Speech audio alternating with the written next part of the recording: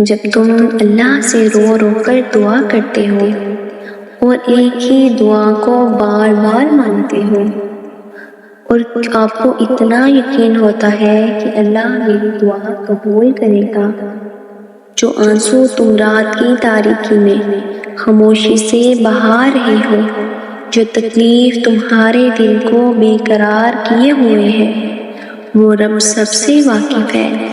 ایک ماں تمہیں روتا ہوا نہیں دیکھ سکتی، وہ جو 70 ماؤں سے زیادہ پیار کرتا ہے وہ کیسے دیکھ سکتا ہے؟ تمہارے لیے معجزے ہوں گے، اپنے معجزے پر یقین رکھو، اس کا کن تمہاری تمام تکلیفوں کو مٹا دے گا۔ ایک روز یہ درد ختم ہو جائے گا، بس ابھی صبر کرنے کا وقت ہے۔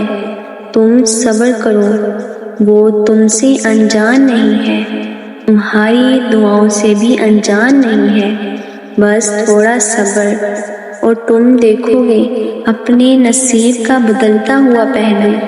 تاریک رات کے بعد کا سورج تم دیکھو گے، وہ وقت بہت قریب ہے۔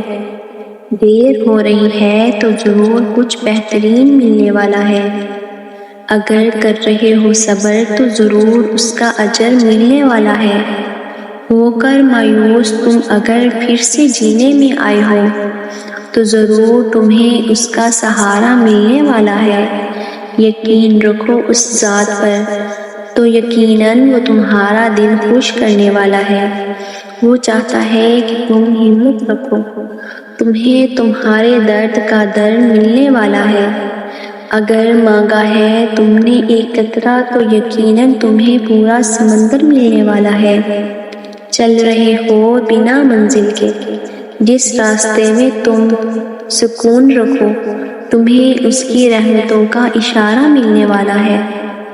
اللہ بہت کم لوگوں کے دل میں دعا کا خیال لاتا ہے، ورنہ لوگ پریشان پھرتے ہیں، روتے ہیں، مزاروں پہ جاتے ہیں۔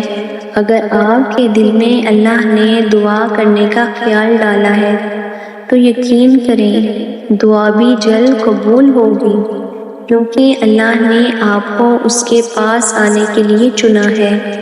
قرآن گواہ ہے کہ وہ سمندر تھا جس نے ڈبویا نہیں، وہ آگ تھی جس نے جلایا نہیں، وہ پہاڑ تھا جس کی بلندی نے بچایا نہیں، وہ مچھلی تھی جو ہضم نہ کر سکی، وہ بچہ تھا جو بول پڑا۔ سوئے ہوئے لوگ 300 سال بعد اٹھ گئے، چاند کے ٹکڑے ٹکڑے ہو گئے۔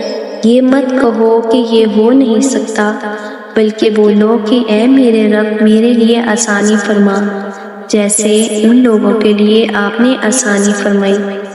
حضرت یعقوب کا کبھی منظر تصور کیا ہے؟ جب حضرت یوسف کو دیکھا ہوگا تو کیسا محسوس کیا ہوگا؟ جب دعا کو پورا ہوتا دیکھے ہوگا، جب اللہ کے وعدے کو پورا ہوتا دیکھا ہوگا۔ یہ تو معجزے ہوتے ہیں نا، یقین والوں کے لیے ہی تو معجزے ہوتے ہیں، جو تڑپ رکھتے ہیں اپنی دعا میں، جو دن کو رات اور رات کو دن میں بدلنے کی طاقت رکھتا ہے۔ وہ تمہارے دل میں سکون ڈالنے کی بھی طاقت رکھتا ہے، وہ تمہاری دعا قبول کرنے کی بھی طاقت رکھتا ہے۔ سورۃ طٰہٰ کی ایک آیت کہہ رہی ہے، اللہ کو تمہارے غم کا احساس ہے، اللہ کو تمہاری ہر اونکہی باتوں کا علم ہے، اللہ تمہارے ہر ادھورے خواب سے باخبر ہے۔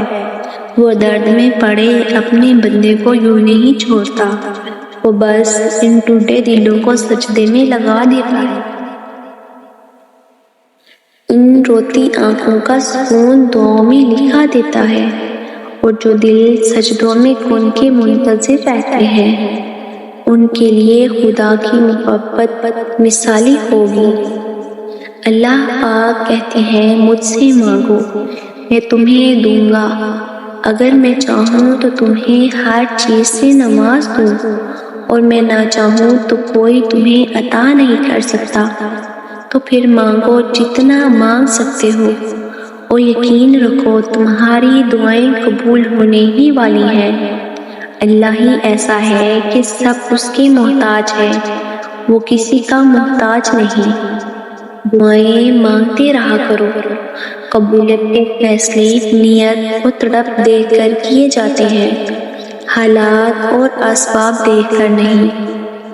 اور دعائیں تو کبھی رد نہیں ہوتی، پھر چاہے وہ کیسی ہی کیوں نہ ہو۔